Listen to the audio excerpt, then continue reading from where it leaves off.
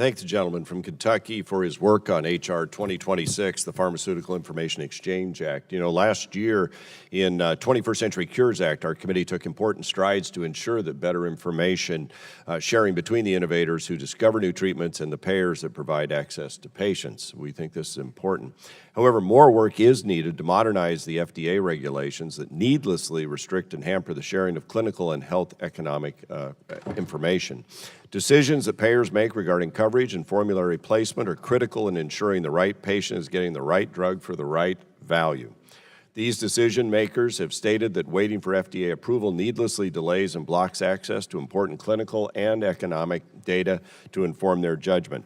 As noted by the Academy of Managed Care Pharmacy, and I quote, access to this information is needed 12 to 18 months before FDA approval when organizations are deciding on terms of coverage and budgetary assumptions for state health insurance rates filings, Medicare and Medicaid bids, and contracts with healthcare purchasers and other financial arrangements, close quote. Federal law and regulations are not allowing this important exchange of information to occur. There's simply no good reason we should continue the status quo. Your bill, Mr. Guthrie, is a good step toward addressing this glaring problem. I believe it's something we need to move forward on. The broad array of managed care plans, health systems, biopharma innovators, economists, and academia backing your effort is a strong indication that you've put forward a good idea whose time has come. Our laws must be updated to ensure the right patient is getting the right treatment for the right value. I yield back. Gentleman yields back. The chair thanks the gentleman. Are there other members seeking discussion of the amendment? For what purpose does the gentleman from Virginia seek recognition? Mr. Chairman, strike the last word. The gentleman is recognized for 5 minutes. Thank you, Chairman Burgess. This is a good amendment, but I would like to take this time to discuss a collateral issue that you know well, both in your previous life as a practicing physician and in your current role as a legislator. The long overdue need for Congress to clarify how medical product manufacturers can responsibly engage in a meaningful dialogue about data and information that is not included in their product labeling. When FDA approves a drug or device, it is authorizing the manufacturer to market the product for certain uses or in specific manners that are included in the label. While manufacturers cannot promote or advertise their product for off-label uses, doctors prescribe and administer drugs and devices based on their medical expertise and information they have gathered from a variety of sources that are not limited to the FDA-approved labeling. Oftentimes, the information contained in the labeling is vastly different than the accepted uses of the product in clinical practice. We have heard time and time again that a large percentage of cancer, rare disease, and pediatric patients receive off-label treatments as the standard of care. In fact, estimates suggest that around 40% of overall prescribing decisions are off-label.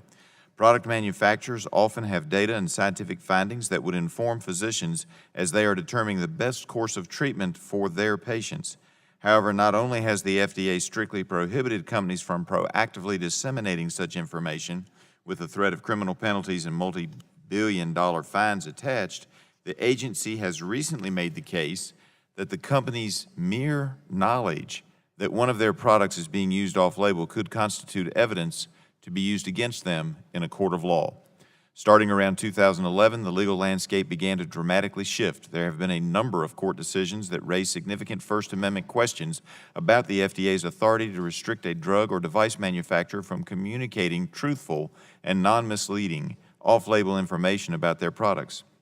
Regardless of what one may think about the outcome of these decisions, the bottom line is that the judiciary branch has become the de facto policymakers due to our inaction. I would argue that federal judges and their clerks have a less nuanced understanding and appreciation for the FDA approval process than does this committee. Congress needs to step up to the plate and responsibly set the rules of the road before it is too late, which is why I introduced H.R. 1703, the Medical Product Communications Act. This is not a bill about television ads or snake oil salesmen. This is a good faith attempt to ensure that companies who often have the most accurate and up-to-date information about their products can provide doctors and researchers with that information and in the appropriate context to improve patient care and facilitate additional research.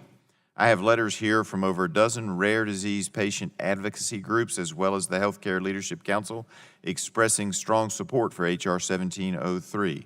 I would like to insert those into the record. Without objections, ordered. I also have a letter that was sent to the FDA by the Arthritis Foundation, the Cancer Support Community, the Leukemia and Lymphoma Society, the Lupus Foundation of America, the Musella Foundation for Brain Tumor Research, the National Alliance on Mental Illness, the National Organization for Rare Diseases, and the Oncology Nursing Society. This letter states that quote, the current restrictions on communications of off-label information may be intended to protect patient safety, but in certain cases, it limits the ability of many patients to learn about, understand, and access vital treatments and therapies. There must be more flexibility and opportunities to proactively share clinical and research findings from diverse sources beyond the label. I agree.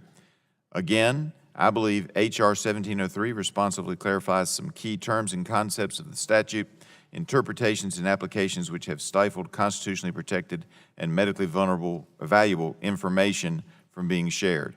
I am open to any and all suggestions from my colleagues on both sides of the aisle about how we can improve this legislation. However, doing nothing is no longer an option.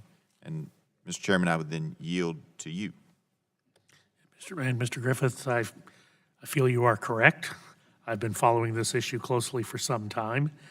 In the past, I've offered solutions that some might say go a bit farther than H.R. 1703. This is a very thoughtful approach, and I certainly thank you for your leadership on there. Restricting accurate and up-to-date information from reaching healthcare providers is not only constitutionally suspect, but it is bad public health policy. And I would like to yield to the chairman of the full committee, Mr. Walden. Thank the gentleman, and I'd like to second Dr. Burgess's appreciation. This is something the committee should clarify legislatively. I'm open to any constructive feedback from all members to improve this bill and find bipartisan consensus. Simply put, federal law and regulation is not kept up with how medicine is being practiced today, and the courts should not be the ones deciding these matters for us. And so thank you for your work, and I yield back. I yield back.